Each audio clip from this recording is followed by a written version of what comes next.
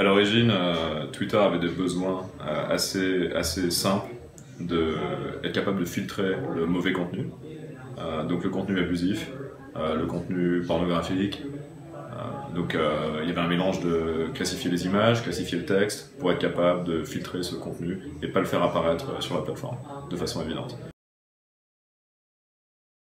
Déjà, ça aide déjà Twitter, okay. Par exemple en changeant l'ordre de la timeline grâce au machine learning, en apprenant à ranger les tweets dans un ordre différent pour que l'utilisateur l'apprécie le plus possible. Donc déjà ça apporte de la valeur. La première étape c'est de continuer à faire ça, mieux, en utilisant toutes les données qu'on a. On a une quantité de données qui est énorme.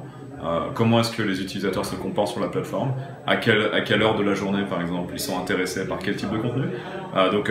Aller plus loin dans cette approche qu'on a déjà, donc c'est faire du refinement, comment dire en français, faire ça mais mieux quoi. Encore.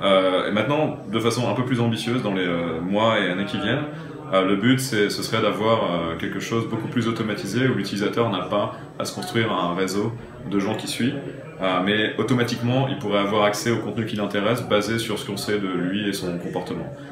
Il pourrait y avoir aussi, on aimerait bien être aussi beaucoup plus pertinent par rapport au contexte dans lequel l'utilisateur est, donc ça le geolocation, aussi l'heure de la journée, et être capable de lui envoyer des notifications seulement à la bonne heure, seulement quand on sait qu'il a l'habitude de lire Twitter à 6h du soir pour les informations, et puis pour une autre raison à 10h du matin par exemple. Donc cette automatisation et en fait rendre le produit très facile à utiliser et pertinent pour l'utilisateur, c'est vraiment le futur, je pense, qu'on cherche à avoir avec les AI. C'est un problème que pour l'instant évidemment on n'a pas beaucoup, parce qu'on voit que du bénéfice pour l'instant. Je pense que tout le monde, le public est assez positif à l'AI en général et intéressé par l'intelligence artificielle et voir ses applications. Donc il y a plutôt un bon accueil. Maintenant, il y a des risques assez évidents, par exemple chez Twitter. On a une partie de la compagnie qui se concentre sur détecter les tweets abusifs, par exemple. Et bien, donc on peut imaginer que, évidemment, les modèles font toujours des erreurs, les modèles des AI, quoi, le deep learning et tout.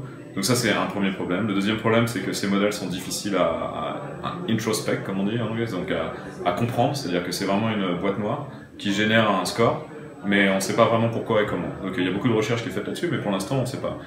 Il y a d'autres modèles plus anciens qui ont cette capacité qu'on peut introspecter.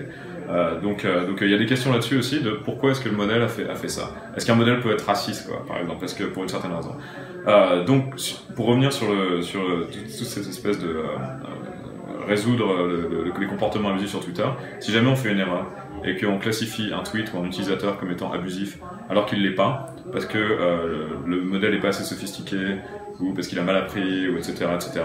Ou par exemple si on commence à classifier les utilisateurs d'une certaine catégorie raciale, certaines races, par exemple des African Americans, comme étant plus abusifs que les autres, on peut être accusé de racisme.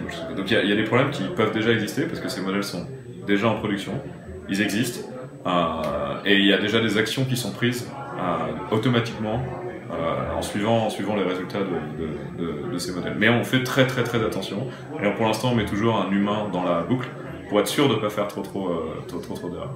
Maintenant, on n'a pas les mêmes problèmes que les gens qui fabriquent des robots, par exemple. Donc, c'est-à-dire que notre intelligence artificielle ne va pas nuire physiquement à des humains, peut nuire à la réputation d'un humain, mais c'est vraiment le maximum qu'on peut faire. À un moment, je pense que ces questions doivent se poser, et on doit se poser clairement. Et pendant le processus de construction de ces modèles, on doit tout le temps l'avoir à l'esprit, en faisant très attention à avoir toujours une sécurité. Donc la sécurité, c'est un humain dans la boucle, quoi, voilà. Et pour tous les types de modèles qu'on a. J'ai pris l'abuse, mais ça pourrait être n'importe quoi.